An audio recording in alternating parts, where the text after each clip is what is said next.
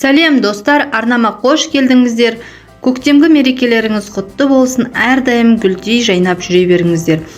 Бүгін біз пицца дайындайтын боламыз. Қамыры өте жұмсақ, кез келген пиццаға жарайды. Осы жерде көптеген рецепттермен бөлісетін болам. Сол себепті қоңыраушаны басып, арнама тіркеліп қойыңыздар. Үлкен рахмет. Олай болса кеттік. Бізге керегі ұн, су, дрожж, тұз және зәйтүн майы қажет. Сонымен қатар қантымыз қажет. Толық рецепт грамм-граммен видеоның астында описаниеде қалдыратын боламын.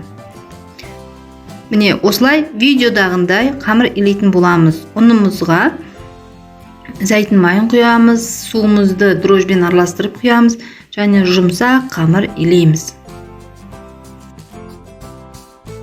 Жұмсақ қамыр илеп, бетін жауып 20-30 минутқа көтерілгенше қойып қоямын.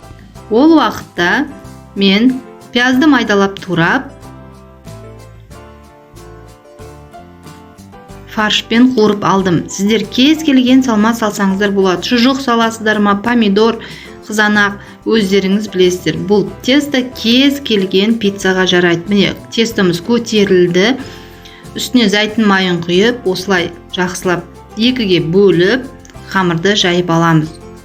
Қамыр өте жұмсақ болады және оңай жайылады.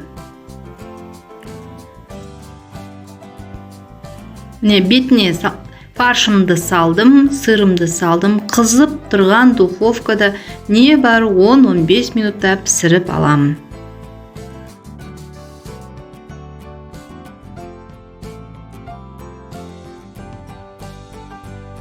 Міне, пиццамыз пісті, қамыры өте жұмсақ, өте дәмді болып шығады. Жасап көріңіздер.